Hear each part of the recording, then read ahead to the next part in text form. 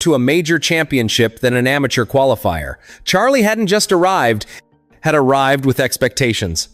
Behind him, just inside the ropes, was Tiger. Arms crossed, hat low, silent. The New York Post ran the headline before the first hole was finished. Tiger walks the fairways, but this isn't his round. And that silence? It spoke volumes. No nods, no whispered coaching, just presence and pressure. And on paper, Charlie had every reason to believe he belonged. He had just captured an AJGA title, and that 3-for-1 playoff at Coral Springs? Clutch. He didn't write his last name into this tournament, he earned it. NBC Sports went as far as to say, Charlie Woods isn't just in the field, he is the field. Everything was in place, the form, the headlines, the crowd. This was his runway. This was the start of something big.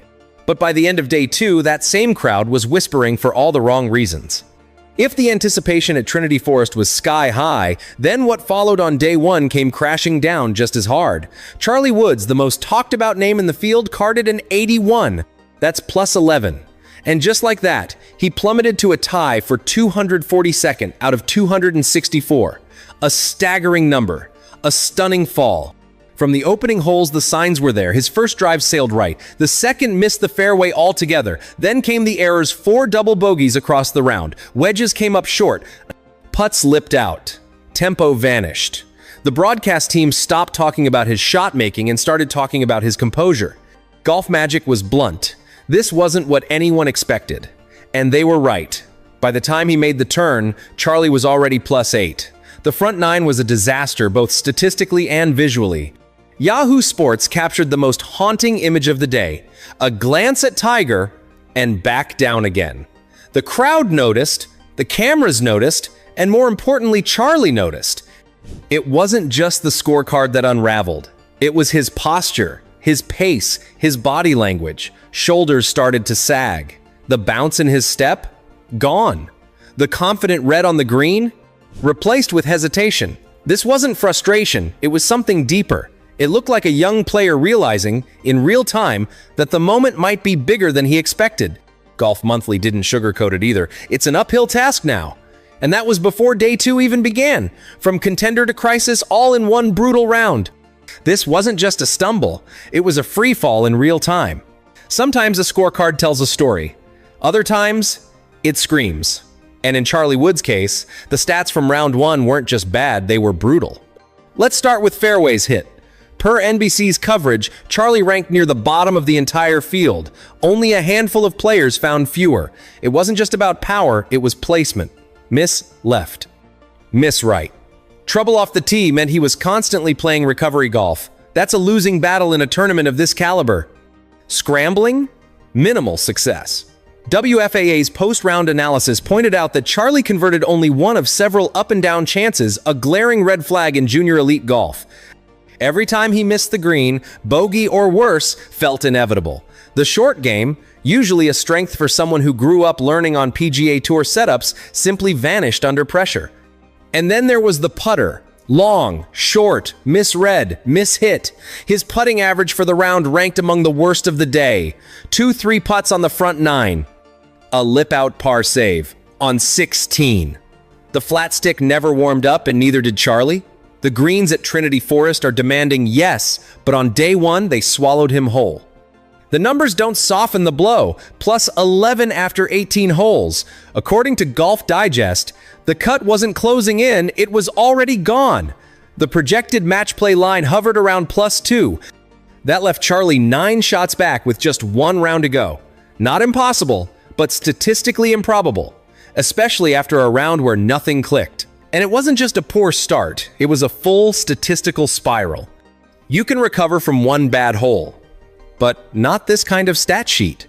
Trinity Forest wasn't just a test for Charlie Woods, it was a silent drama unfolding between father and son. Tiger was there, of course, walking inside the ropes, every step in sync with his son's. But unlike past events, the AJGA tournaments, the PNC championships, even his public coaching sessions this time was different. Arms folded, hat pulled low, no smiles, no fist bumps, no words. Yahoo Sports described him as stone-faced from the first tee to the 18th green.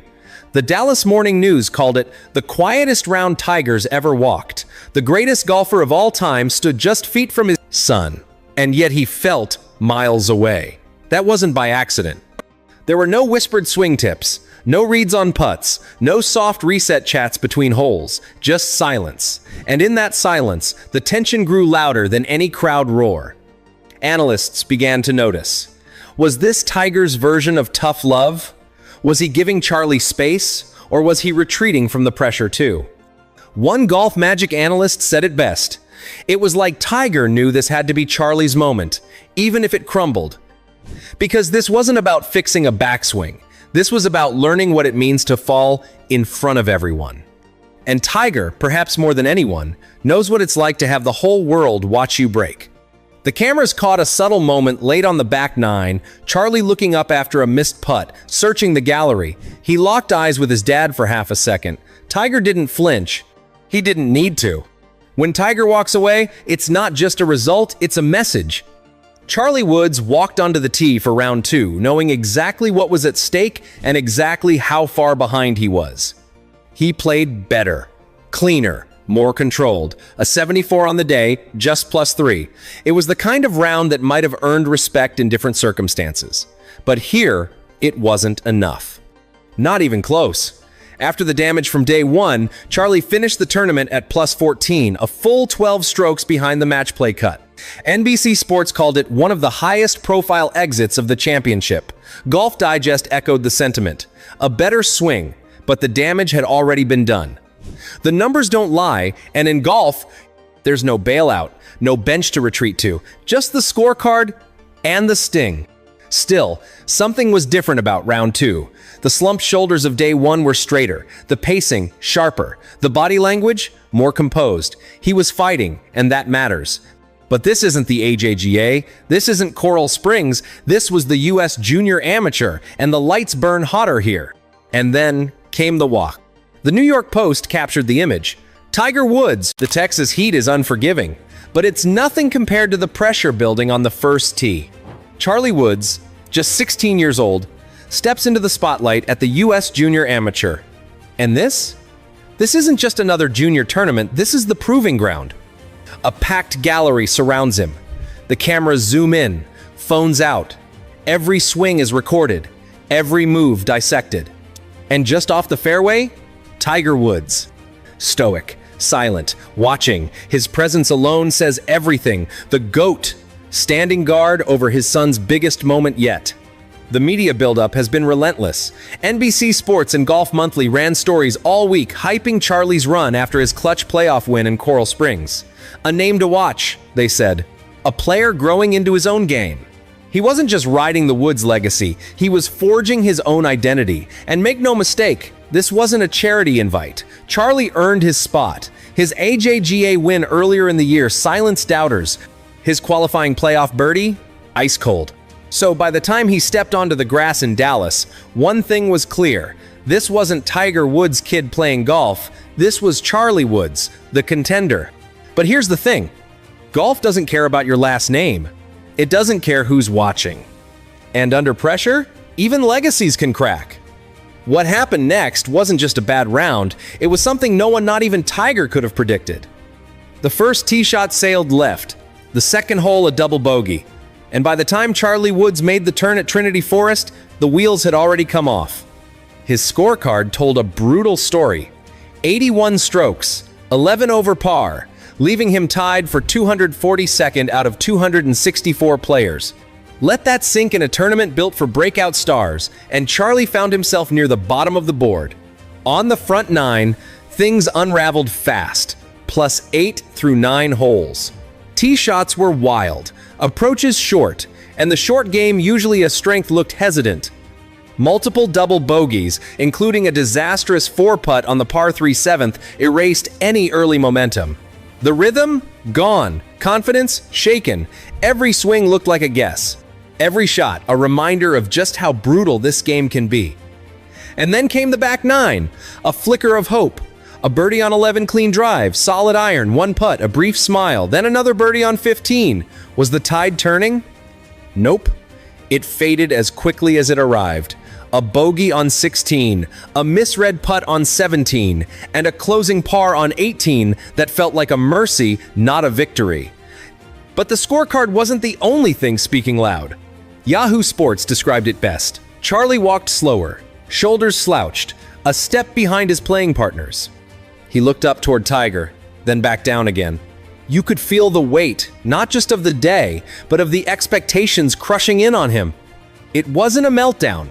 It wasn't a learning experience. It was a collapse. And with just one round left to play, the question shifted from, can he win, to, can he survive the cut? Emotion aside, the data paints a brutal picture of Charlie Woods' first round at the U.S. Junior Amateur, and it's one even his biggest supporters can't ignore. According to NBC Sports and WFAA, Charlie's performance placed him firmly in the bottom tier across nearly every key metric. Let's start with the basics. Fairways hit. Out of 14 possible, Charlie found just 4. That's a 28% fairway accuracy rate, far below the field average, and a nightmare for a course that punishes errant tee shots. It didn't get any better from there. His scrambling percentage, the ability to recover and save par when missing a green, was among the lowest of the day. Missed chips, tentative flops, and a few poor reads meant bogeys stacked up quickly. But the most damning stat of all? Putts per hole. 2.1. That may not sound catastrophic until you remember elite junior players at this level typically hover around 1.6. A half stroke per hole adds up fast over 18, and in Charlie's case, it added up to an 81. Then there were the 4 double bogeys. Not 1, not 2, 4. Every single one of them a momentum killer. Each time Charlie seemed ready to settle, he'd 3-putt, chunk a chip, or sail an approach. The short game, once considered his most mature asset, looked rattled under pressure. And here's where it gets tough. According to NBC projections, the match play cut line sits around +2 or +3. Charlie is +11, meaning he trails by 9 shots with just 1 round to go. Can he climb back? The math says no. But in golf, pride is everything, and right now he's playing for more than a cut. Because with every swing, that cut line didn't just slip away, it disappeared over the horizon. It was a moment that said everything without a single word spoken. As Charlie Woods walked up to the 10th tee, the cameras cut to a familiar silhouette in the crowd, Tiger Woods. Cap pulled low, arms crossed, and eyes locked in. No smile, no nod, no fist pump, just silence. AFP and Yahoo Sports captured the visual perfectly. This wasn't the proud, engaged Tiger we'd seen at PNC championships or junior tournaments past, where he'd kneel behind Charlie to read putts, whisper advice, offer encouragement after a tough hole. This Tiger looked like a statue, unmoving, unreadable, watching each shot like it carried the weight of the family name. It did. And Charlie saw it. Multiple times during the round after a flared drive, a pulled putt, a sloppy double, Charlie glanced toward the rope line, toward his dad, but Tiger never moved, not even a head tilt. Just a cold stare under that iconic Nike cap, and that silence, it roared. In past appearances, Tiger had been his son's caddy, coach, and hype man all in one. But now, on the biggest stage of Charlie's young career, he stood back. Was it by design to let Charlie fight his own battles? Or was Tiger feeling the weight too? Golf Monthly and WFAA both noted how unusual it was to see Tiger so visibly distant. Analysts speculated, was he frustrated? Was he shielding emotion? Was he allowing his son to grow? Or did he not know what to say in the face of a public collapse? And let's be clear, this wasn't just any round. This was a gut punch. The round every young golfer fears. And to have your father, the greatest to ever do it, watching silently from the sidelines, it wasn't anger. It wasn't disappointment. It was something deeper, and somehow, it said everything Charlie needed to hear. The scorecard doesn't lie. An 81 on day 1, tied for 242nd out of 264. The projected cut line? At least 9 shots ahead. And now, all eyes are on round 2. Because for Charlie Woods, it's either perfection or packing up early. NBC Sports summed it up best. It's an uphill battle from here. No sugarcoating, no optimism, just cold reality. To have any hope of reaching match play, Charlie will need a near-flawless round mentally and mechanically. That means controlling nerves, hitting fairways, sinking putts, and silencing the noise. All of it. And here's the thing, he's done it before. Go back to Coral Springs, that AJGA playoff. Charlie was 2 shots back with 3 to play, rattled off back-to-back birdies, then nailed a clutch 10-footer to win it in extra holes. That's the Charlie we know. Resilient, composed, fierce under pressure. But Trinity Forest isn't Coral Springs, and the U.S. Amateur isn't an AJGA junior stop. This is the big leagues of amateur golf with college coaches, media, and legacy all swirling around one 15-year-old. And unlike Coral Springs, there's a crowd here whispering every time he tees it up. That's Tiger's son. WFAA reported that Charlie looked stoic but tired after his round. He skipped interviews, no fist bumps, no smiles, just a walk to the car, Tiger trailing silently behind. It's not just about recovering strokes now, it's about reclaiming confidence. Because that's the question now, isn't it? Is this just a bad day at the office? A stumble every great golfer learns from?